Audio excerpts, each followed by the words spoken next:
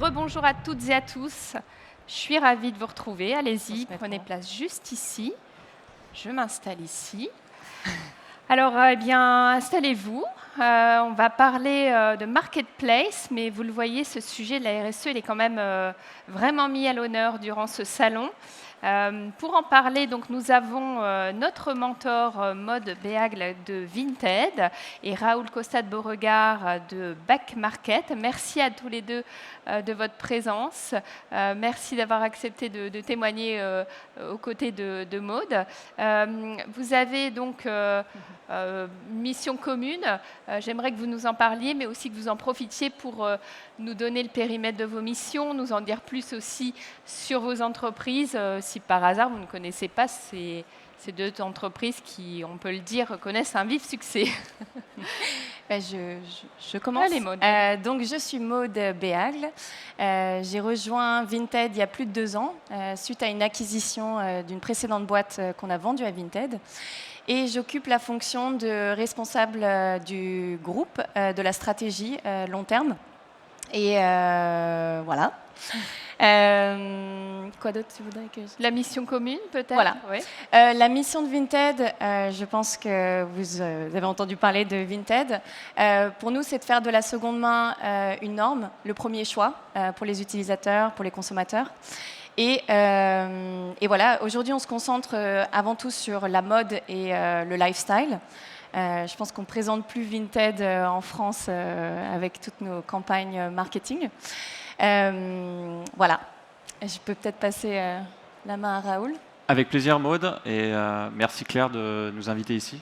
Donc Back Market, c'est une place de marché qui a été lancée en 2014, qui est présente dans 16 pays et sur laquelle on met en relation des professionnels qui sont les réparateurs, qui remettent à neuf des produits technologiques et électroménagers, et des consommateurs. Et en fait, il y a 2 manières du coup, de faire des transactions sur Back Market. En tant que consommateur, on peut acheter son produit, ou on peut aussi revendre son produit qui va être acheté par un réparateur et ensuite remis sur le marché. Et c'est pour ça qu'on partage avec Vinted, 2 acteurs du coup, de la seconde main et nous du reconditionné, cette passion de proposer une alternative face au neuf. Et la raison pour laquelle Back Market a été lancé il y a 8 ans, c'est parce qu'il y a des montagnes de déchets technologiques dans nos décharges, encore le cas aujourd'hui, mais ces produits sont réparables, sont réutilisables, et donc via le reconditionné, on peut les remettre sur le marché. C'est vraiment la raison d'être de Back Market qui est inscrite dans notre mission. Et notre mission, c'est nous donner le pouvoir, nous consommateurs, d'augmenter la durée de vie des produits, tout simplement. Très bien. Alors, on est ici pour parler des marketplaces. Donc, vous faites partie de 2 marketplaces qui bénéficient d'une croissance très importante. Qu'est-ce que signifie la croissance? Quelle était votre approche de cette croissance à date? Comment est-ce que vous la définiriez, cette stratégie de croissance? Alors nous, on s'articule autour de 3 axes. Le premier, la croissance géographique. La croissance verticale, où vous avez peut-être entendu parler du lancement de Vinted Go, donc je pourrais élaborer avant tout, et une croissance via l'acquisition de nouvelles sociétés. Donc ça, c'est nos 3 axes majeurs. Mais qu'est-ce qui fait que Vinted a eu le succès en France escompté? Et on va être très honnête, Vinted n'a pas été toujours le succès qu'il est aujourd'hui. Donc notamment à travers la croissance via l'expansion géographique. C'est avant tout en fait trouver son business model. Donc Vinted a été lancé aussi en 2008, en 2013 en France, et aujourd'hui on est en 2022 et je pense que vous connaissez Vinted depuis peut-être 3, 4, 5 ans. Mais voilà, Vinted était présent à partir de 2013. Et en fait, qu'est-ce qui s'est passé? C'est qu'on était avant tout dans un business model qui était concentré sur le buyer, donc l'acheteur, et non pas le vendeur. Et en fait, en 2016, après maintes et maintes essais pour réagir et marcher auprès des Français, il y a plusieurs décisions qui ont été prises stratégiques de changer notre business model. À partir du moment où en fait, on s'est concentré sur le vendeur et on a retiré la commission vendeur, il y a eu un déclic. Il y a eu un véritable déclic, c'est-à-dire que tout d'un coup, on avait une offre attractive, Voilà, c'était assez innovant sur le marché. Et en fait, donc il y a la problématique du prix. Vraiment, d'offrir en fait un produit attractif pour les vendeurs.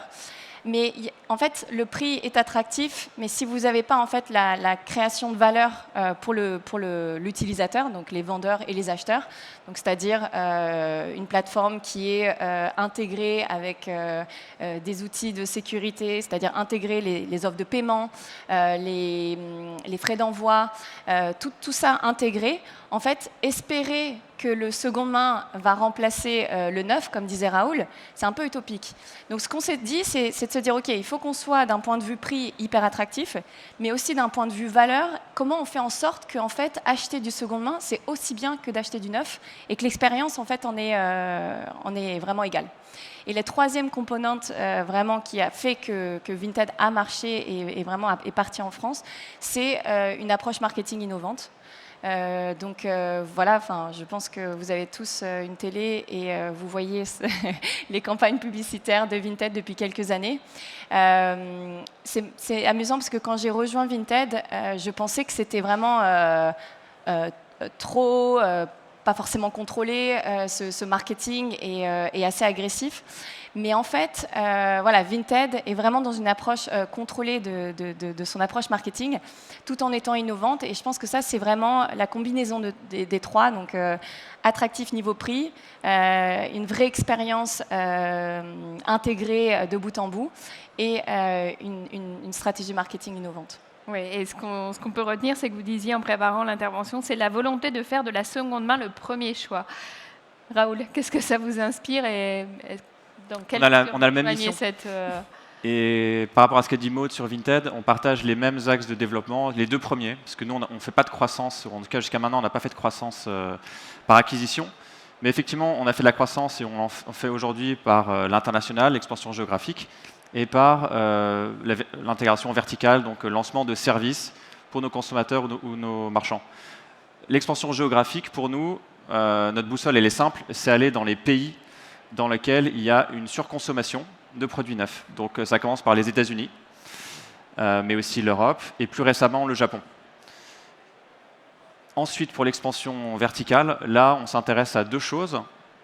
Pour les consommateurs, améliorer, faciliter leur expérience d'achat pour que ce soit aussi simple, aussi évident qu'acheter un produit neuf. Et finalement, qu'il n'y ait plus de différence pour le client entre acheter un produit neuf et un produit reconditionné. La seule différence doit être c'est moins cher et c'est mieux pour la planète. Et deuxièmement, notre deuxième axe, c'est développer les réparateurs, donc les professionnels qui vendent les produits sur Back Market, en les aidant à se sourcer, donc approvisionnement de produits, et en les aidant aussi à améliorer leur processus de réparation. Donc on a un lab innovation au sein de Back Market, et par exemple on a récemment breveté une machine pour remplacer des batteries pour aider les marchands. Et quand on trouve un service à l'intersection de ces deux axes-là, bon, c'est là qu'on est le plus heureux. Est-ce que d'un point de vue géographique, la mentalité est différente aussi, puisqu'on en parle de ce côté géographique des marchés, l'appétence justement au marché de l'occasion, comment est-ce qu'il se traduit ? Du côté de Vinted, ce qu'on voit, c'est que les utilisateurs sont attirés par les bonnes affaires et il y a aussi une conscience écologique. Donc vraiment, c'est les deux drivers. Ce qu'on voit, c'est que la conscience écologique, la vraie volonté de se dire je vais remplacer le neuf par du seconde main, commence vraiment à être une vraie volonté d'achat. Après, sur une dimension d'expansion, on a réussi un beau succès avec la France. On s'est étendu en Europe dans 14 pays. On est aussi présent sur l'Amérique du Nord, donc Canada et les États-Unis. Donc on a lancé le Canada l'année dernière. Et en fait, là où on pense qu'on va avoir un playbook et que ce qui a marché en France, on va pouvoir le répliquer, c'est à moitié vrai. Et pour vous citer un exemple assez fort, on pensait qu'en Angleterre, les consommateurs sont très enclins à consommer du seconde main, ont une vraie démarche à ce niveau-là. Et en fait, on s'est pris deux ratés d'affilée, c'est-à-dire qu'on a essayé de lancer l'Angleterre, ça n'a pas forcément pris. Mais voilà, dans cette approche agile qu'on intègre en interne, de vraiment tester de façon contrôlée, d'apprendre, parfois poser, c'est-à-dire en fait on ne va pas se concentrer sur ce marché-là, on va en tester un autre. Voilà, on a cette approche où en fait on n'est pas successful du premier coup. Test and learn. Voilà, test and learn. Et aujourd'hui, voilà, le UK et l'Angleterre est un vrai magnifique succès aujourd'hui. Mais voilà, ça n'a pas toujours été facile. Qu'est-ce qui relevait du frein? Ce qui relevait du frein, c'était voilà, penser que chaque consommateur allait réagir de la même façon. Notre produit ne respectait pas forcément les attentes des Anglais. Et voilà, en fait, nous, on est aussi une équipe centralisée, c'est-à-dire que certaines entreprises développent des bureaux dans certaines géographies. Et nous, en fait, en 2016, quand on a fait toute cette restructuration de Vinted, on a aussi décidé de se centraliser, donc avant tout pour des coûts, mais aussi pour s'assurer qu'on concentre les équipes et on organise Vinted autour d'équipes clés. Et aujourd'hui, en fait, bien qu'on soit présent dans 17 pays, 17 marchés, on est encore une équipe centralisée. Donc, vous avez un headquarter qui est basé à Vilnius, là où il y a plus de 800 employés. Et ensuite, suite à des acquisitions, on a un bureau à Amsterdam, à Berlin.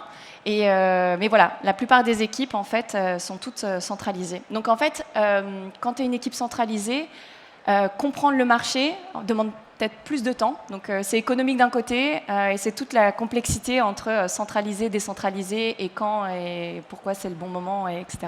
Donc, l'organisation interne est un point très important pour la croissance, finalement, des marketplaces. Raoul, de votre côté, chez Back Market, au niveau de l'organisation. Oui, déjà juste pour revenir une minute sur les différents pays. Oui. Il y a un point commun à tous les clients qu'on connaît en tout cas dans le monde, c'est qu'ils veulent acheter leurs produits moins chers.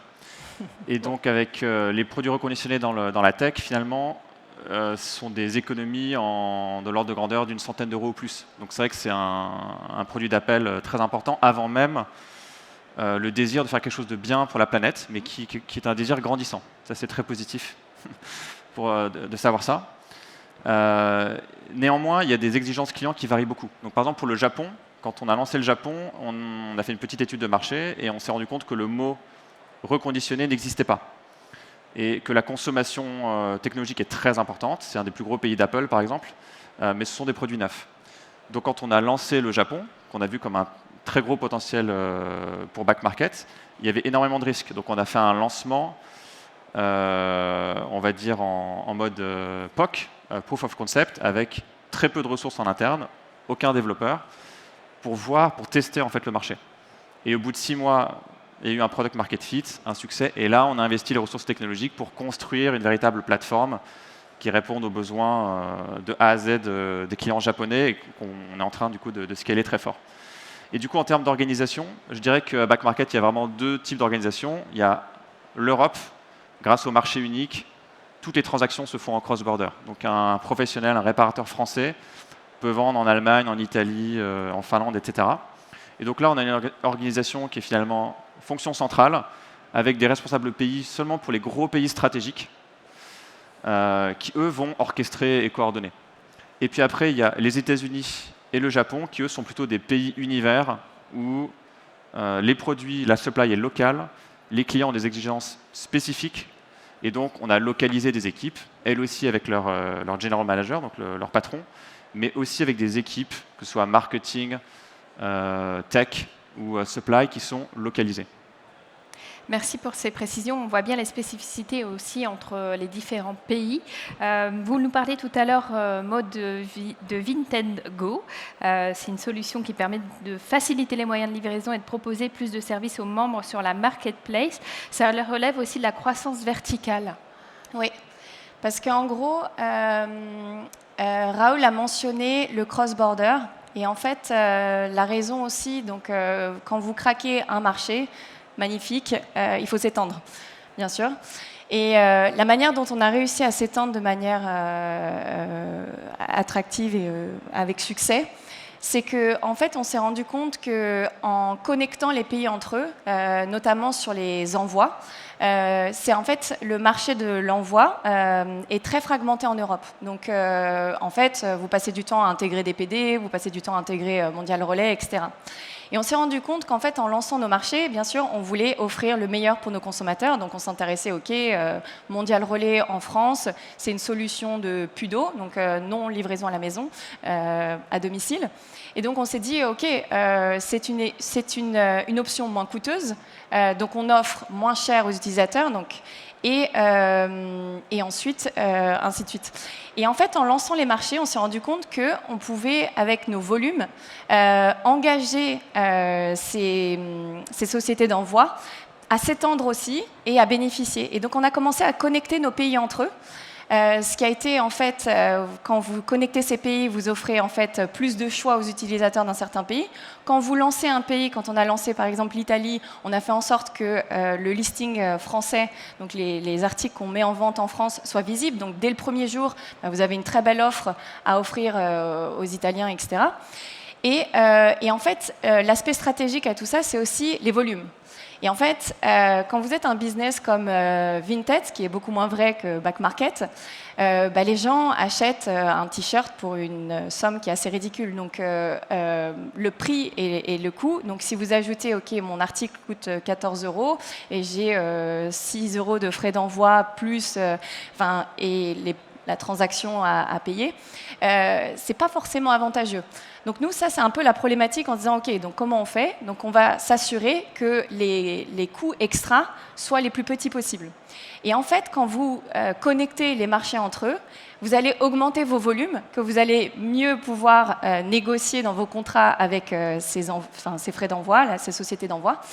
Et voilà. Et en fait, on a apporté de la croissance pour ces business. On a apporté aussi une vraie valeur ajoutée à nos consommateurs, ce qui a fait que voilà, on s'est vraiment déployé en Europe de façon rapide. Donc la supply chain est aussi un maillon véritablement important dans toute cette stratégie.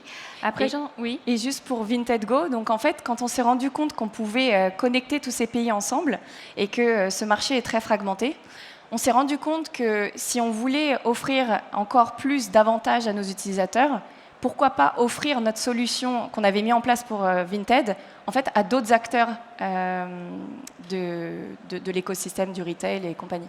Et en fait, c'est de là qu'est né Vinted Go et d'offrir, donc on a créé une plateforme en quelques mois pour faire bénéficier d'autres entreprises de ces envois avantageux et de connecter. Et en gros, notre vraie volonté à travers Vinted Go, c'est de faire en sorte que la livraison à domicile ne soit plus un choix parce qu'il est moins écolo, on va dire, que la livraison en point relais.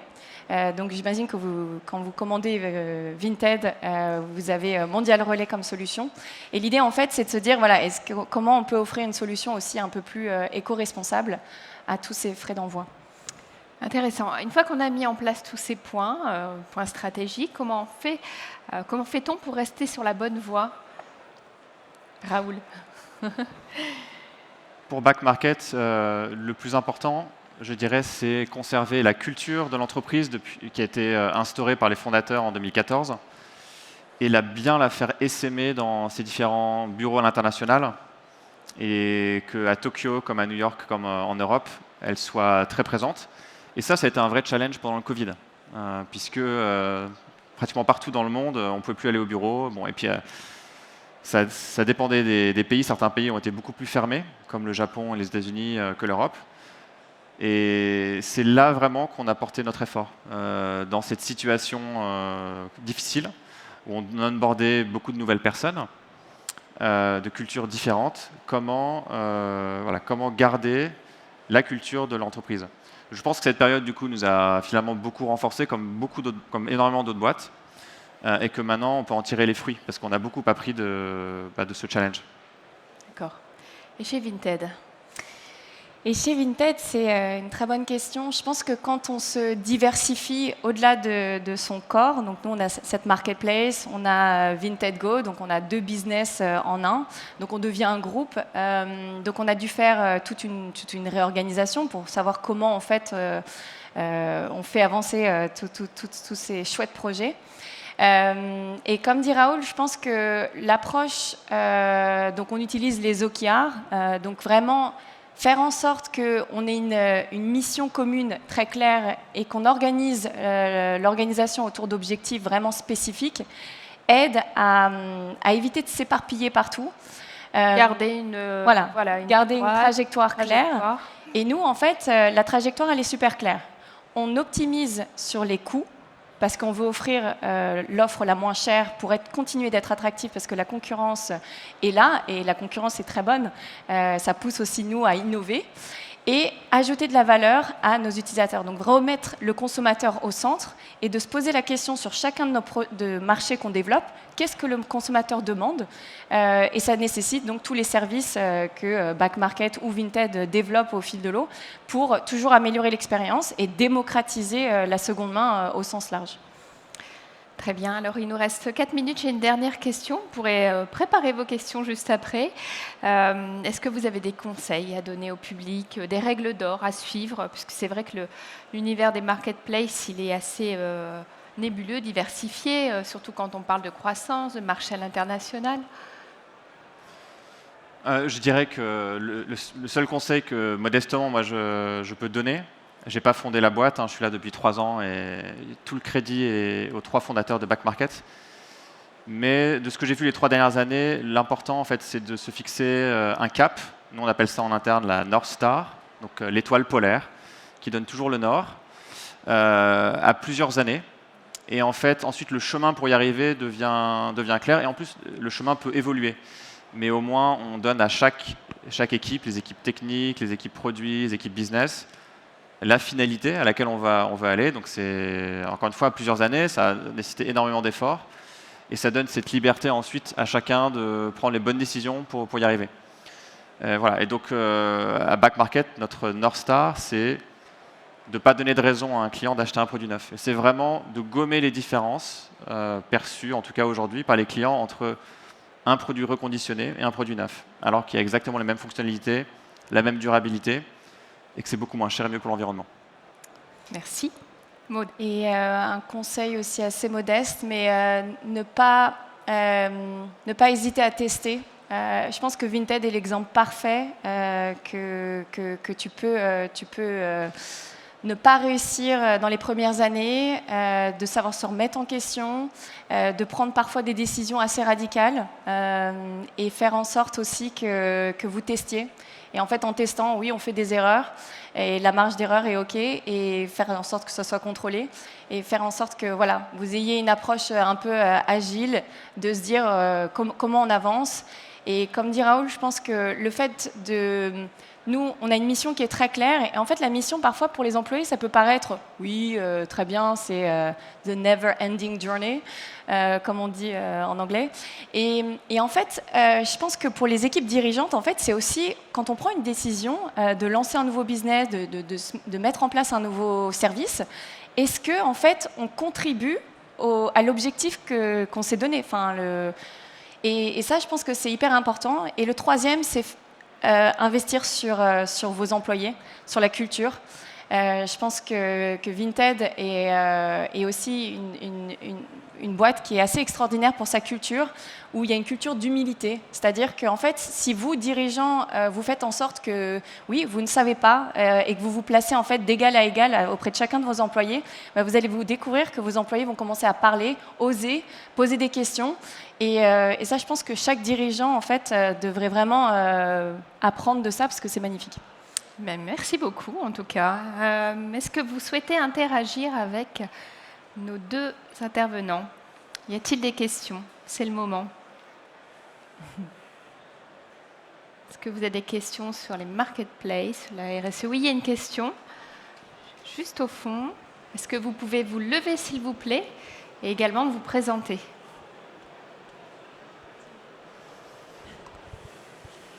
Bonjour. C'est une question destinée à Vinted Maud.